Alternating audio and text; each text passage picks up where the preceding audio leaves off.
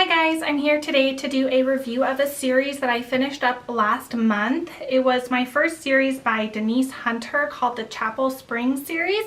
I wanted to go over all 4 books in the series individually and then kind of give a wrap up of how I feel about this series as a whole in case you guys are interested in reading it. I originally heard about this author from Nicole from the Girly Girl Bookworm. She loves Denise Hunter, so I picked up this series, I believe off of Book Outlet. They have a lot of her stuff on there and I really did like it. It was pretty good. It has, like I said, 4 books and it's about 4 different siblings, 3 sisters and 1 brother, so it was kind of nice to have one about a gentleman. The first book is about a girl named Madison, and she is one of the sisters. I'm not sure if she's the oldest sister, but it's called Barefoot Summer, the first in the Chapel Springs romance. Chapel Springs is the town that they all live in. She is a twin, and her brother, who was her twin Michael, passed away when they were teenagers, and he loved sailing. And she meets a guy named Beckett who is doing, I think, a sailing competition, and she joins him and they have a romance together, even though it is like really hard for her to do it because of her past with her brother. I did read this last summer, so this one I remember probably the least because the other 3 I read last month, but I do remember enjoying it. It was one of my higher rated books in the series. I gave it 4 stars and it was really cute. I will kind of go over the series as a whole at the end, but for this book I thought their romance was really sweet and kind of believable as well, and I did enjoy getting to learn a little bit about the sailing aspect. I thought that was pretty cool, and the competition, and I did like the sweet ending. I think all of these have really sweet endings, so it was a good romance. I think Beckett, from what I remember, he was pretty funny and a likable guy, and I do like good characters. I don't always like there to be a bad boy, so I liked that he was wholesome and a good person. And then the next book maybe it was my favorite. This one is called Dancing with Fireflies, and this one follows Jade and Daniel. So Jade is one of the younger sisters in the family. She leaves to live in Chicago to kind of get away from some bad things in her past, but then due to things that happened to her in Chicago, she returns home. She's actually pregnant, so something bad happened to her in Chicago. She ends up pregnant and she returns home when she's like 8 weeks pregnant, and her sister Madison is due to be married soon, so she's like early for the wedding by quite a bit. The first person she comes and sees when she's home is her family friend Daniel, who I think is best friends with Ryan, and she sees him, tells him what's happening, and he basically is there to support her and keeps her secret because she doesn't tell her parents right away that she's married or anyone that she's pregnant.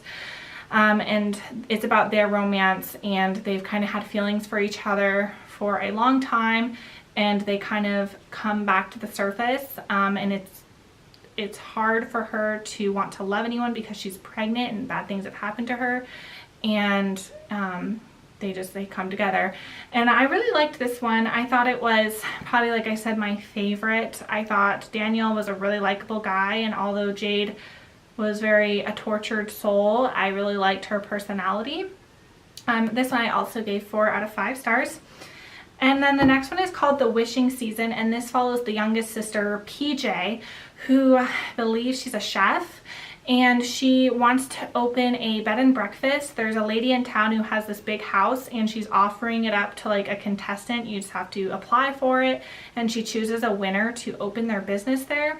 Well, when she goes to like stake her claim on it, another person also wanted it, named Cole.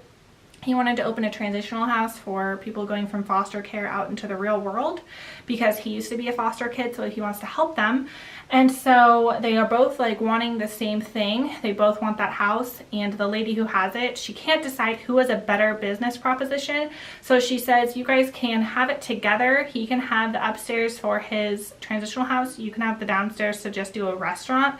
Do it for 1 year, and then I will choose a winner. And so they are forced to work together, and their relationship is pretty funny. Cole is a really great guy but has some demons from his past, and PJ really just wants to have it, you know, she wants to win basically.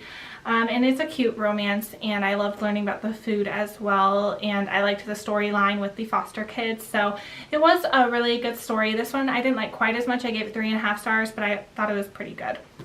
And then the final book is about the brother Ryan, and it's called Married Till Monday, and this was definitely my least favorite in the series. It's about Ryan, who's divorced from Abby, and they've divorced, I'm not sure how long ago, but they divorced and she moved away. And he decides one day to buy the home that was her dream home. So he moves into this home in the hopes to move on, but all he can think about is Abby. And he's never gotten over her, and he's still in love with her. Well, one day he gets a call on his landline inviting him to Abby's parents' like anniversary party.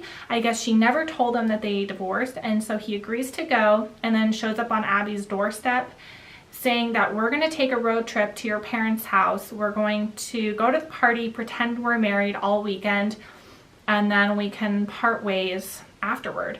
And this is his plan to get her back because he misses her, and he thinks that the more time she spends with him, she'll fall back in love with him. So they drive there, some things happen while they're at that party, and ultimately you find out if he wins her back or not. I found Abby to be really unlikable, and I think that's what made me dislike the book in some ways, because I didn't like her personality. I thought she was a really harsh person, and I thought Ryan was a lot nicer person than her. And so I gave it 3 out of 5 stars. It was good, but definitely not the strongest in the series whatsoever. Overall, it was a really cute series. It is labeled Christian fiction, I believe, and something I will touch on is in the beginning of the series, there wasn't a whole lot of religion talk, but towards the last book, a lot of religion talk was dispersed into the writing. I thought it was a little unnecessary to just do like God plugs everywhere and things about religion all over the place. So I think that's what made me dislike the last 2 books a little bit, because I felt like a lot of the book got filled with that, whereas the first 2 books, they didn't have it quite as much. I did enjoy the stories. I wish that it was a little more realistic in terms of like modern dating. I felt like it was a little old-fashioned in regard to none of them sleeping with people until marriage. I understand that's probably like having to do with the religion aspect, but I just thought it wasn't as realistic. But they were really cute romances, and overall I think that the series would be like 3.5 stars. It's definitely worth a read, and these books read really quick.